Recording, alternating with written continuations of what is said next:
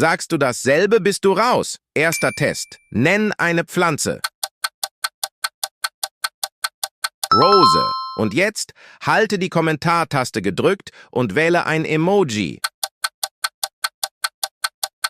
Du hast die Sonne gewählt. Drittens, irgendeine Zahl zwischen 50 und 100.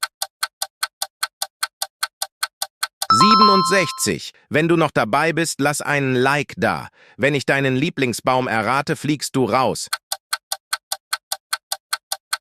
War es die Eiche? Dann bist du draußen. Sag ein Wetter. Sonnig. Nächster Test. Nenn ein Tier, das im Wasser lebt. Ein Delfin. Wie viele hast du geschafft, ohne rauszufliegen? Schreib's in die Kommentare. Nummer 7. Nenn einen Kontinent. Afrika. 8. Sag, was am Himmel ist. Wolken.